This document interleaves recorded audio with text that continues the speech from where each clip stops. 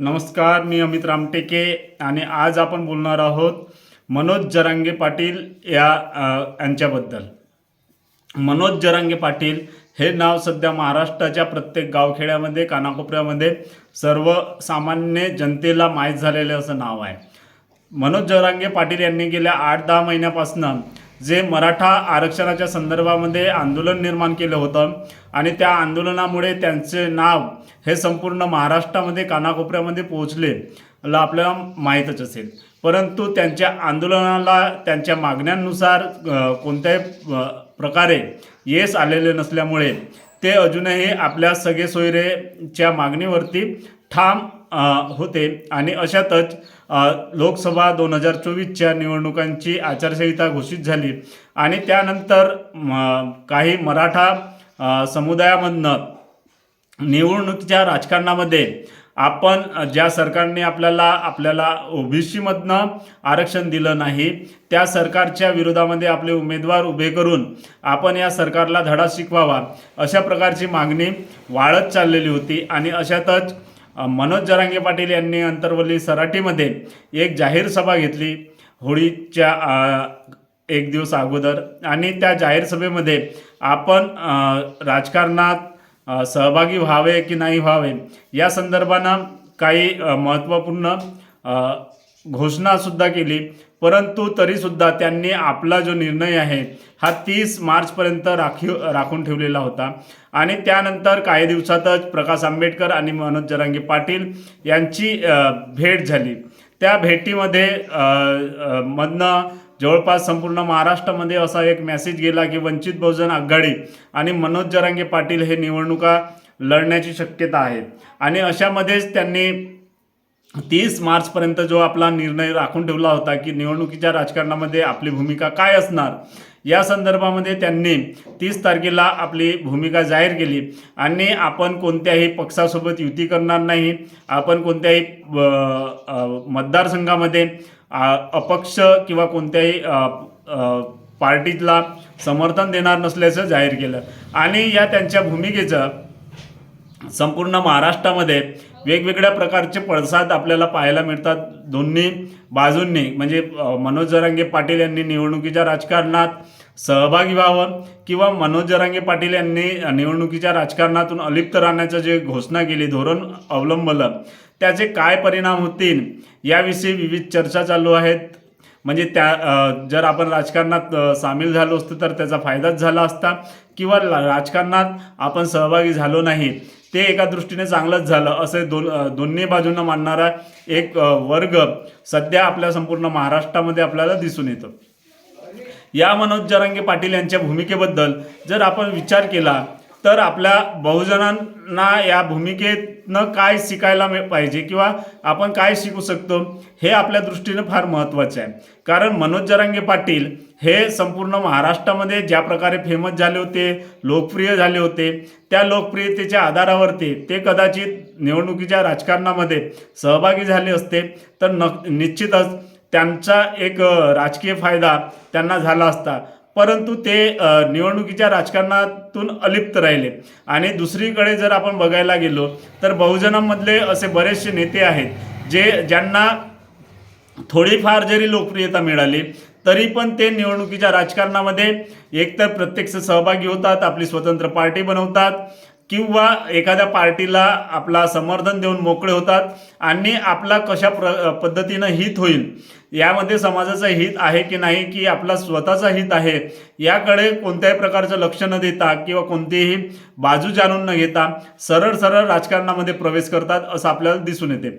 जर उदाहरणार्थ द्यायचं झालं तर उत्तर प्रदेशमध्ये चंद्रशेखर आझाद यांना 2 एप्रिलच्या आंदोलनानंतर ज्या पद्धतीनं लोकप्रियता मिळाली, मीडियामधनं त्यांना विविध वाहिन्यांवरती त्यांचे इंटरव्ह्यूज झाले आणि त्या इंटरव्ह्यूच्या आधारावरती त्यांना असं वाटलं की आपण आत्ता सध्या उत्तर प्रदेश आणि महाराष्ट्र किंवा संपूर्ण देशामध्ये आपली लोकप्रियता वाढलेली आहे आणि आता आपण राजकारणामध्ये यावं. आणि म्हणून त्यांनी आपली स्वतःचीच पार्टी स्थापन करून निवडणुकीच्या राजकारणामध्ये प्रवेश केला.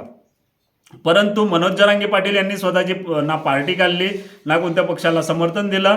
त्यांनी आपलं सामाजिक भूमिका आहे, आपली आरक्षणाची भूमिका आहे हे सांगितलं आणि ते राजकारणातून बाजूला राहिले. राजकारणामध्ये चंद्रशेखर आझाद यांच्यासारखा त्यांनाही प्रवेश करता आला असता, तेही स्वतःची पार्टी काढू शकले असते, परंतु असं त्यांनी काहीही केलेलं नाही. याचा फायदा जो आहे तो जर बघायला गेला किंवा नुकसान जो आहे तो बघायला गेला तर काय होतंय की चंद्रशेखर आझाद यांनी पार्टी काढल्यामुळे ज्या समाजाच्या उद्धाराकरता किंवा त्यांच्या समर्थनाकरता त्यांनी पार्टी काढली, उलट त्याच समाजातील जे उमेदवार आहेत किंवा त्या समाजाची पार्टी म्हणून जे पार्टी राजकारण करत आहे त्या पार्टीला, त्या नेत्याला उलट चंद्रशेखर आझाद यांच्या राजकारणामुळे नुकसान होताना आपल्याला दिसून येत आहे. परंतु मनोज जरांगे पाटील हे आपल्या समाजातील कोणत्याही नेत्याला किंवा त्या समाजाच्या पार्टीला नुकसान करण्याची भूमिका घेताना दिसून येत नाही. दुसरीकडे जर महाराष्ट्रामध्ये जर बघितलं आपण तर ऑल इंडिया पॅन्थर सेना म्हणून एक संघटना काम करते दीपक केदार यांची. ते दीपक केदार यांनी सुद्धा थोडीफार सोशल मीडियाच्या माध्यमातून त्यांना लोकप्रियता मिळाली. ते सुद्धा शरद पवार आणि इंडिया आघाडीला पाठिंबा देऊन मोकळे झाले. उलट पक्षी त्यांनी जर स्वतः राजकारणाची भूमिका न घेता फक्त सामाजिक मुद्द्यांवरती आंदोलन करत राहिले असते तर ते एक समाजाच्या दृष्टीने एक फायद्याचे झाले असते. कारण सध्या त्यांनी राजकारणात एका विशिष्ट आघाडीला किंवा एका विशिष्ट बाजू घेतल्यामुळे त्यांच्याविषयी संशय निर्माण झाला, समाजामधनं सुद्धा त्यांच्याविषयी रोष निर्माण होत आहे. आणि अशा पद्धतीनं भूमिका घेतल्यामुळे दीपक केदार असो किंवा चंद्रशेखर असो यांची समाजामधली प्रतिमा जी आहे, समाजामध्ये त्यांच्या विषयी एक संशयाचं वातावरण निर्माण झालं आणि संशयाची प्रतिमा त्यांची निर्माण झाली. आणि त्यामुळे उलट बहुजन समाजातील ज्या पार्ट्या आहेत, महाराष्ट्रात वंचित बहुजन आघाडी असो किंवा उत्तर प्रदेशमध्ये बहुजन समाज पार्टी असो, या दोन्ही पार्ट्यांना यांच्यामुळे नुकसानच जास्त होत आहे. उलट मनोज जरांगे पाटील यांनी जी भूमिका घेतली आहे त्यामुळे मराठा समाजातील नेते आणि मराठा समाजाची ज्या पार्ट्या आहेत त्यांना अनुकूल अशी भूमिका त्यांनी घेतलेली आहे. तर अशी सामंजस्याची भूमिका जी आहे ती बहुजन समाजातील तरुण जे सामाजिक काम करतात, सामाजिक मुद्द्यांवरती आंदोलन करतात, सामाजिक मुद्द्यांच्या आंदोलनाच्या माध्यमातून फेमस होतात, ते आपल्या राजकीय पक्षाला किंवा आपल्या राजकीय नेत्याला फायदा होईल अशी भूमिका न घेता त्यांना उलट नुकसान होईल अशीच भूमिका घेतात.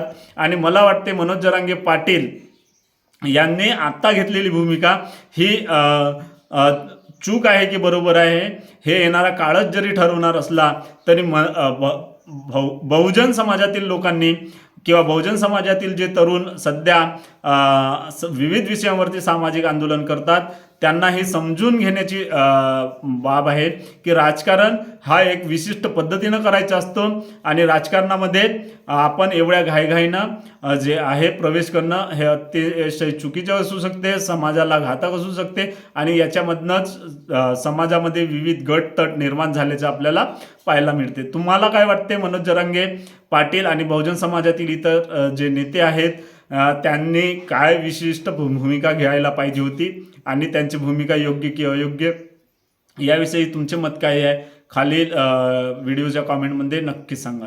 जय भीम, जय भारत.